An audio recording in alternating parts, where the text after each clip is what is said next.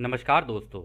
Law of one यानी एक का कानून, या कह लीजिए एक के तरीके, या कह लीजिए एक का ज्ञान, यह उसके 17वें सत्र का तीसरा भाग है। दोहराया जाता है कि इस किताब द्वारा दी गई सभी सूचनाएं और जानकारियां आप जान भी सकते हैं, मान भी सकते हैं, नज़रअंदाज भी कर सकते हैं और सिरे से खारिज या नकार भी सकते हैं, क्योंकि यह आपकी फ्री विल है जो कि अनंत रचयिता द्वारा आपको दी गई है। एक बात और कही जाती है कि लॉ ऑफ वन पूरी तरह से सबके लिए फ्री है। यदि कोई इकाई या व्यक्ति इसको निजी स्वार्थ के लिए इस्तेमाल करे तो वह उसकी व्यक्तिगत जिम्मेदारी होगी। एक बात और कही जाती है कि यदि कोई व्यक्ति इस एक के ज्ञान को दूसरों से साझा करना चाहे अपनी भाषा में परिवर्तित करके, तो वह कर सकता है, क्योंकि यह उसकी स्वतंत्र इच्छा है जो कि फ्री विल है। तो पहला सवाल डाउन करते हैं। आपने कहा कि कर्म के चक्र को रोकने के लिए क्षमा बहुत ज़रूरी है। मुझे इस प्रश्न को रखने में थोड़ी दिक्कत हो रही है। मैं इस प्रश्न पर दोबारा आऊँगा। मैं तब तक यह दूसरा प्रश्न पूछ लेता हूँ। क्या आप मुझे बता सकते हैं कि हमारी धरती का अंतिम चक्र खत्म होने पर यह चौथी घनत्वता नकारात्मक में ना जाकर चौथी घनत्वता सकारात्मक में क्यों जाएगी, जबकि इस धरती पर तो नकारात्मक सोच के लोगों की आबादी ज़्यादा है? तो रा कहते हैं, पृथ्वी नकारात्मक लगती है। यह शांत आतंक के कारण है, जो सकारात्मक व्यक्तियों की एक सामान्य विकृति है, जो आपके स्थान समय की घटनाओं के प्रति होती है। हालांकि दूसरों की सेवा के तरीकों की सोच वाले और कटाई योग्य लोगों की संख्या बहुत अधिक है उनसे, जिनकी स्वयं की सेवा के प्रति सोच और कटाई योग्य गुणवत्ता बन गई है। तो दोस्तों, यहाँ पे डॉन ने पूछा कि आपने ऐसा क्यों कहा कि ये चौथी घनत्वता पॉजिटिव में जाएगी, मतलब ये सतयुग में जाएगी, तो ये पॉजिटिव वाले सतयुग में क्यों जाएगी, जबकि लोगों की सोच तो इतनी नकारात्मक है? फिर ऐसा कैसे हो सकता है? तो रा कहते हैं, वो इसलिए क्योंकि लोगों की सोच शांत है। मतलब अपने घर वालों को तो प्रेम करोगे ना, किसी को तो प्रेम करोगे। ऐसा तो नहीं हो सकता कि भाई किसी को भी प्रेम ना करो। और बहुत ही कम ऐसे लोग होते हैं जो किसी से भी प्रेम ना करते हों, या जिनके दिमाग में विभाजन हो, या जो विभाजन पैदा करते हों। ऐसे लोग हमेशा कम ही होते हैं या रहे हैं। और इसका मूल कारण जो है वो ये है कि बचपन से हमें जो सिखाया गया, घर वालों ने भी जो सिखाया और बाकी दोस्तों से भी जो सीखा, प्रेम ही तो सीखा है हम लोगों ने एक दूसरे से, कि एक दूसरे के लिए प्यार। उसके कारण इस दिशा में ये जो धरती है वो जाएगी। लेकिन ऐसे भी हैं जिनकी खुद की सेवा की सोच के प्रति इस तरीके की कटाई है, उनकी भी ऐसी गुणवत्ता उन्होंने बना ली है और अभी बनाए जा रहे हैं। तो ये भी हो सकता है कि अभी और बने, परंतु कोई बात नहीं। अब रा ने कहा है कि ये भाई पॉजिटिव में जाएगी, तो फिर पॉजिटिव में ही देखते हैं हम लोग। सोचना है तो पॉजिटिव ही चाहिए वैसे। तो डॉन कहते हैं, दूसरे शब्दों में कहा जाए तो चौथी घनत्वता में सकारात्मक की तुलना में कम नकारात्मक इकाइयाँ होंगी। क्या यह सही है? तो रा कहते हैं, हाँ यह सही है, लेकिन अधिकांश लोग तीसरी घनत्वता को दोहराएंगे। तो दोस्तों, ऐसा नहीं है कि क्या कहते हैं, चौथी घनत्वता जो है देखो दो भागों में बट जाएगी। एक तो नेगेटिव वाले निकल जाएंगे, एक पॉजिटिव वाले निकल जाएंगे, दोनों के रास्ते अलग अलग हो जाएंगे यहाँ से। लेकिन मैक्सिमम लोगों को क्योंकि इस एक का ज्ञान नहीं है, इस कारण वो लोग अभी अपनी तीसरी घनत्वता 25,000 साल के लिए दोबारा दोहराएंगे। तो खैर, आगे डॉन कहते हैं, तारस बुल्बा, चंगेज खान और रासपुतीन की कटाई कटाई की प्रक्रिया से पहले कैसे हो गई? तो रा कहते हैं, यह उन लोगों का अधिकार, कर्तव्य, विशेषाधिकार है जो सचेत रूप से बुद्धिमान अनंत का द्वार इस घनत्वता को छोड़ने के तरीके का चयन करने के लिए खोलते हैं। नकारात्मक सोच के लोग जो इस अधिकार, कर्तव्य को इस प्रकार प्राप्त करते हैं, बहुधा स्वयं की सेवा के अपने सीखने सिखाने में आगे बढ़ने का विकल्प चुनते हैं। वो ऐसा कर लेते हैं। तो दोस्तों, ऐसा नहीं है, खुद की सेवा के रास्ते पर भी चल के अपनी कटाई जल्दी कराई जा सकती है। कटाई का मतलब पहले ही मर गया। अब वो कैसे मरा, क्या नहीं मरा, वो उसने जैसी, देखो दोस्तों, वैसे कटाई का मतलब ये नहीं है कि किसी को मरना पड़ेगा। हम दोबारा इस बात को दोहराते हैं, कॉन्शियसनेस का खेल है। हो सकता है इस बॉडी की जरूरत ही ना पड़े, आपकी केवल चेतना को ले जाए, इतना ही बहुत है। इस शरीर का वैसे भी क्या करना है यहाँ पे, मतलब चौथी घनत्वता में रा ने पहले ही बोल दिया है कि आपको नए शरीर मिलेंगे, तो ये चेतना तो वैसे भी जाएगी जाएगी, ठीक है ना। तो यहाँ पर वो ये कह रहे हैं कि नेगेटिव वाले भी अगर चाहें तो अपनी कटाई उस, मतलब अपनी हार्वेस्ट उस दिशा में करवा सकते हैं।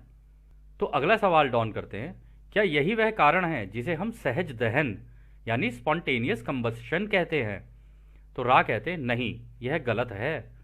तो दोस्तों सहज दहन का मतलब होता है स्पॉन्टेनियस कंबस्शन, यानी कि अचानक से जल जाना, इसको कहते हैं। तो खैर डॉन आगे कहते हैं, क्या आप मुझे बता सकते हैं कि इस घटना का क्या करना है? तो रा कहते हैं, आप अपने मन में एक जंगल का चित्र बनाएं। एक पेड़, उस पर बिजली के गिरने के कारण वह जलने लगता है।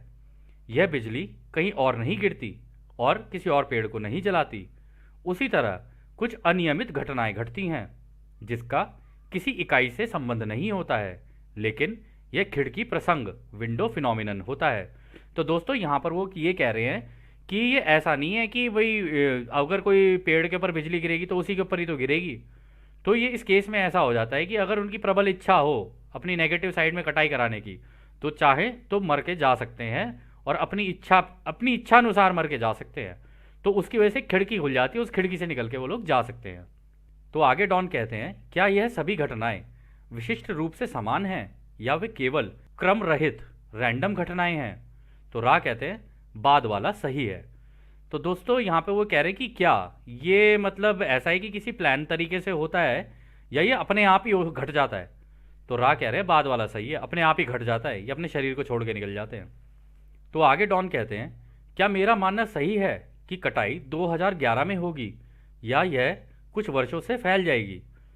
तो रा कहते हैं, यह एक अनुमान है। हमने पहले भी कहा था कि आपके समय स्थान में थोड़ी दिक्कत होती है। यह कटाई के लिए एक उचित संभावित समय है।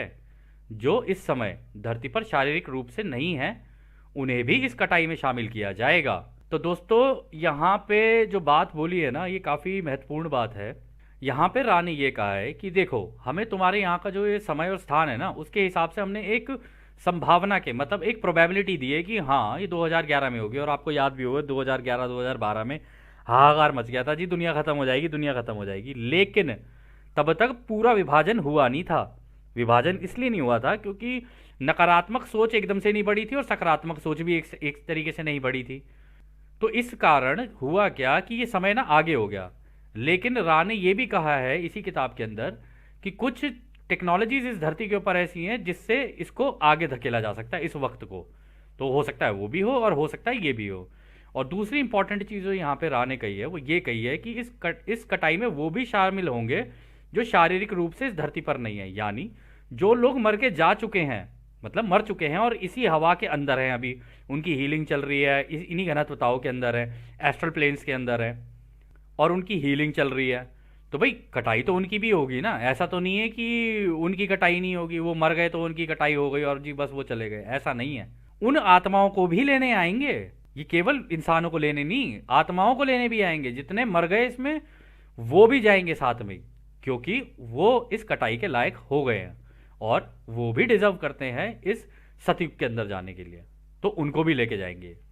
और दोस्तों यही बात जीसस ने भी कहा था कि जब कटाई का वक्त होगा तो मैं भी आऊंगा और मेरे सारे एंजल्स आएंगे, मतलब मेरे भाई भी आएंगे और हम उनको भी लेकर जाएंगे, जो हमारे भाई मर चुके हैं उनको भी लेकर जाएंगे। तो यही बात यहां पर रा कहना चाह रहे हैं।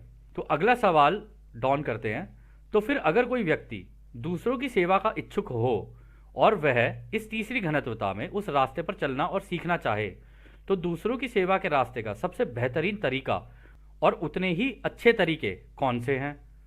तो रा कहते हैं, दूसरों की सेवा करने का सबसे अच्छा तरीका पिछले सत्रों में स्पष्ट रूप से बताया गया है, फिर भी हम संक्षिप्त रूप में दोबारा बताते हैं।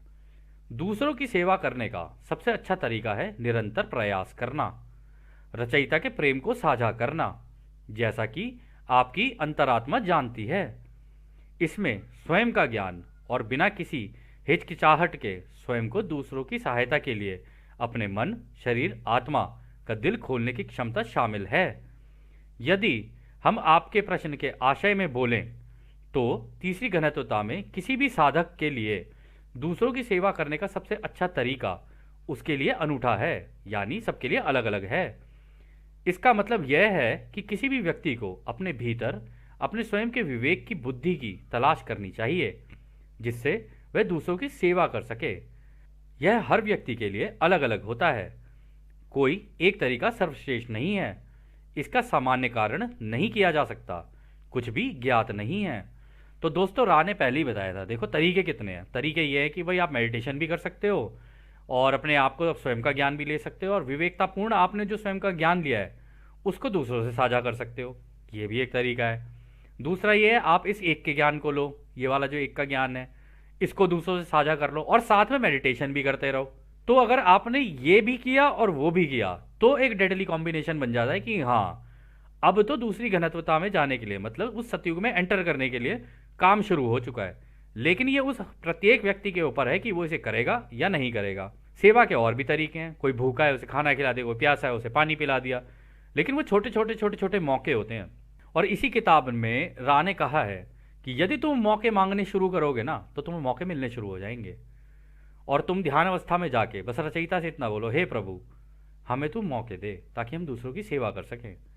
तो जैसे ही आप ये मांगोगे ना आपके सामने वो सारी चीज़ें आने लग जाएंगी, वो मौके, वो अपॉर्चुनिटीज़ आनी शुरू हो जाएंगी, और जैसे ही वो अपॉर्चुनिटीज़ आएँ उसको ग्रैब करना है और दूसरों की सेवा करना है। बस इसी से आपकी ग्रेड बनती चली जाएगी। और एक तरीका ये भी है कि आप इस एक के ज्ञान को भी दूसरों से साझा कर लो। तो दोनों तरीकों का इस्तेमाल करके आप अपनी ग्रेड बना सकते हो। तो आगे डॉन कहते हैं, धन्यवाद, मैं दोबारा वही प्रश्न पूछकर समय को व्यर्थ नहीं करना चाहता, लेकिन कुछ विषय इतने जरूरी हैं कि मैं उन विषयों पर अलग तरह से प्रश्न पूछकर उत्तर का विस्तार करना चाहता हूं। ऐसा लगता है जो हम प्राप्त कर रहे हैं शायद नहीं। एक किताब है ओहास पे जिसमें लिखा है कि एक व्यक्ति यदि दूसरों की सेवा के रास्ते पर 50% से अधिक हो और खुद की सेवा के रास्ते पर 50% से कम हो तो वह कटाई के योग्य बन जाता है। क्या यह सही है?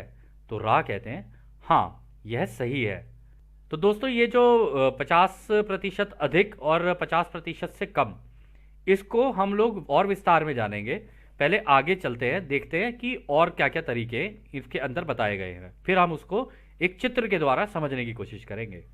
तो आगे डॉन कहते हैं, और यदि कोई व्यक्ति चौथी घनत्वता नकारात्मक की कटाई का इच्छुक हो तो उसका तरीका क्या होना चाहिए?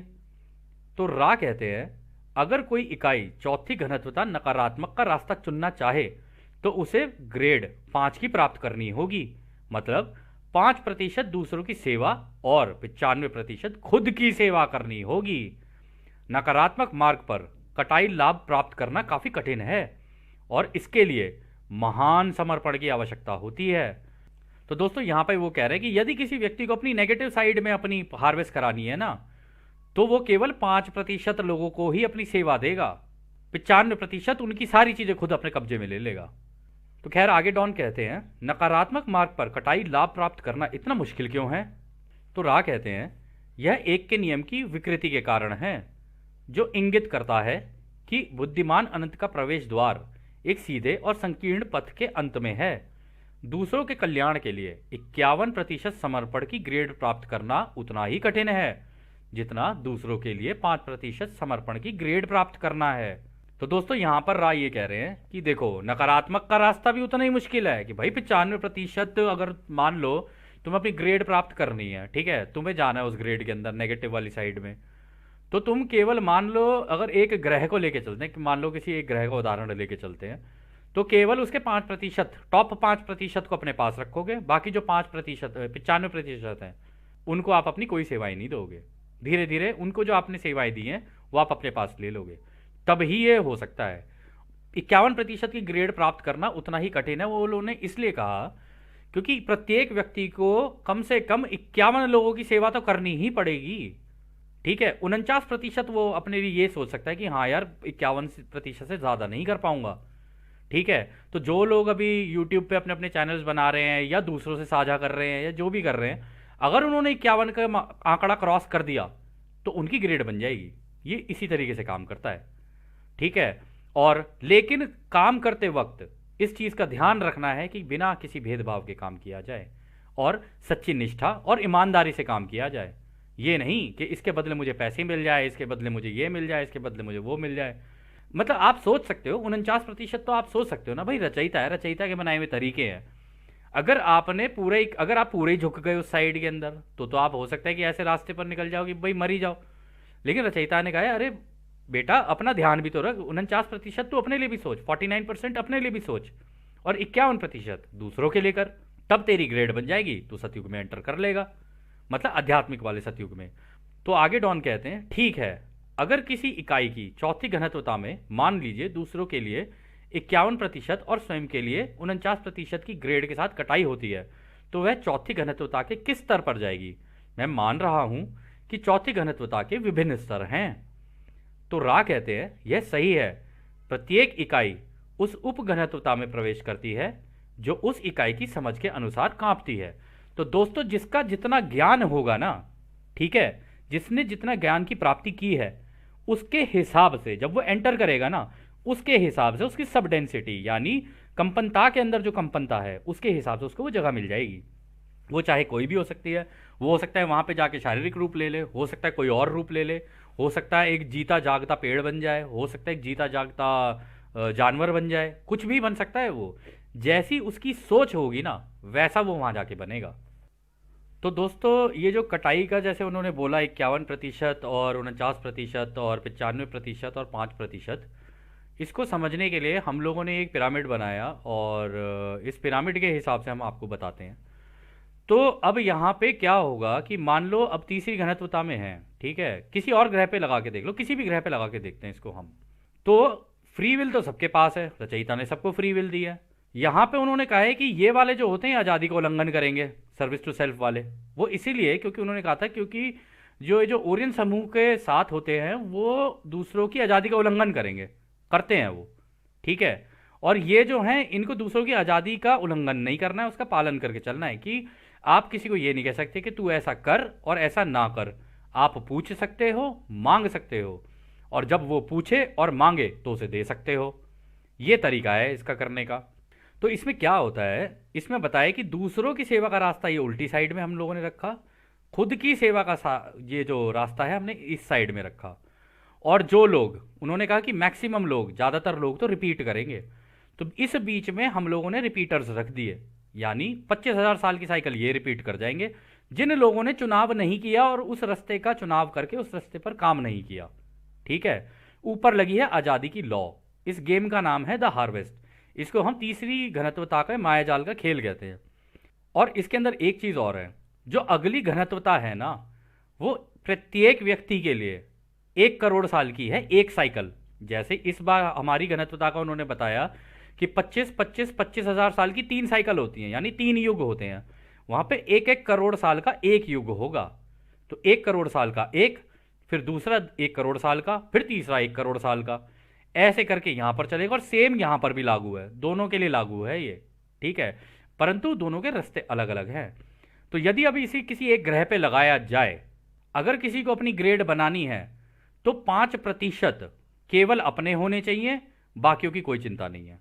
मान लीजिए किसी ग्रह की 10 बिलियन पॉपुलेशन है, यानी कि 1,000 करोड़ की जनसंख्या है, तो उसका केवल 5% ही रखना है, बस इनको देनी है सेवाएं, बाकियों को नहीं देनी सेवाएं।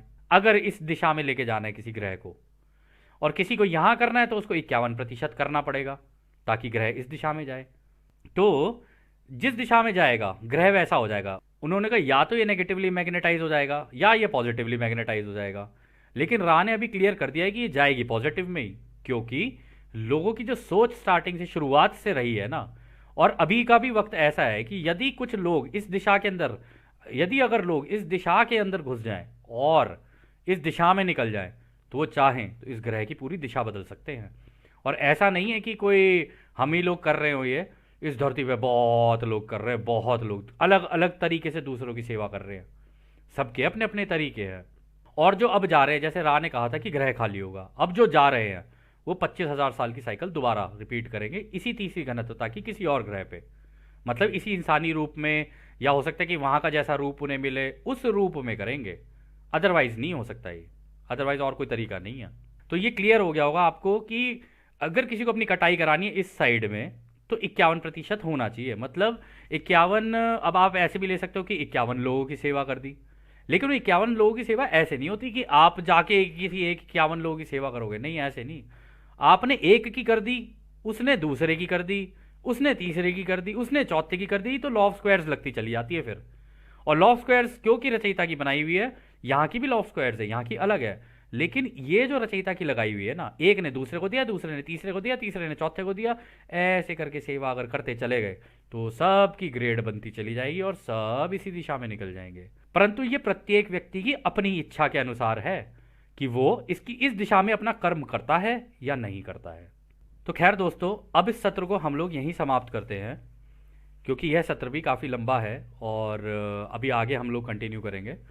तो जैसा कि राह हमेशा कहते हैं, अब हम आपको उस एक अनंत रचयिता के प्रेम, उसकी रोशनी, उसकी शक्ति और उसकी शांति में छोड़कर चलते हैं। आदने हमारे भाइयों, आदने वासु। धन्यवाद।